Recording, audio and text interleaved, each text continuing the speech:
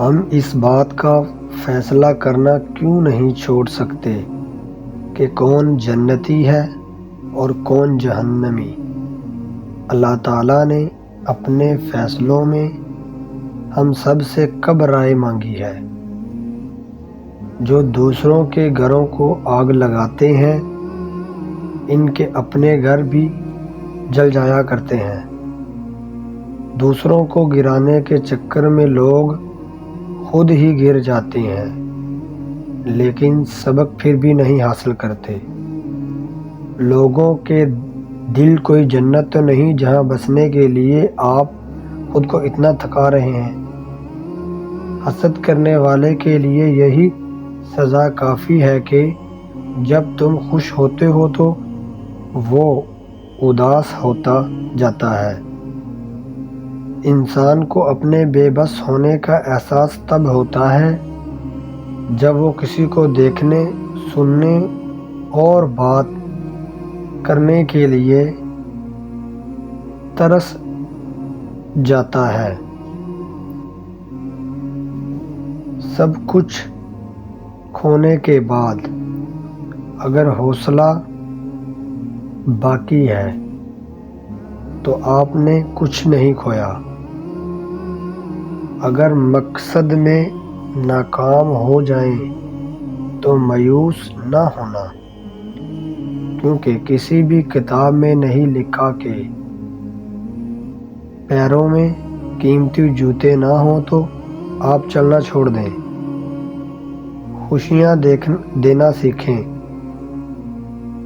غم تو رشتہ دار بھی دیتے ہیں۔ زندگی کی مثال ہم لڈو کے دانے سے بھی سمجھ سکتے ہیں۔ امید ہمیشہ 6 کی ہوتی ہے لیکن اگر ایک بھی آ جائے تو چلنا ہی پڑتا ہے۔ بندوق کی غداری سے زیادہ چند لوگوں کی جان لے سکتی ہے، مگر قلم کی خیانت پوری قوم کو تباہ کر سکتی ہے۔ ہم کسی کے لیے آسانی پیدا کریں یا مشکل، وہ ایک نہ ایک دن ہمیں واپسی ضرور ملتی ہے۔ ہمیشہ کے لیے کچھ بھی نہیں ہوتا۔ اپنے آپ کو دباؤ کا شکار نہ بنائیں۔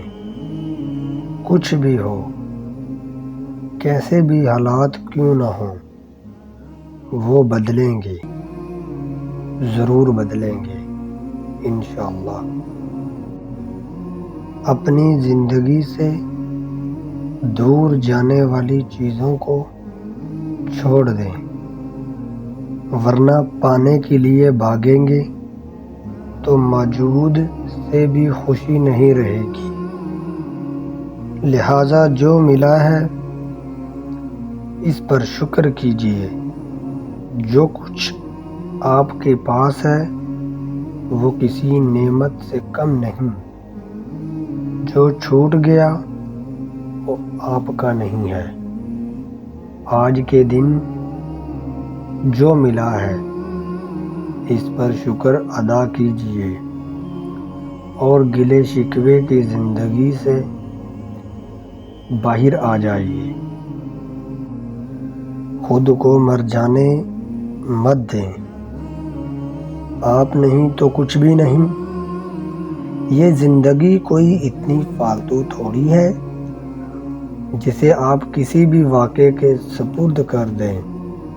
آپ خوش رہیں گے تو یہ دنیا بھی آپ کے ساتھ مسکرائے گی۔ خود کو ہمیشہ ایکٹیو، پر اعتماد اور پرسکون رکھیں۔ اپنے ساتھ کبھی نہ چھوڑیں، کیونکہ آپ کو آپ کی سب سے زیادہ ضرورت ہے۔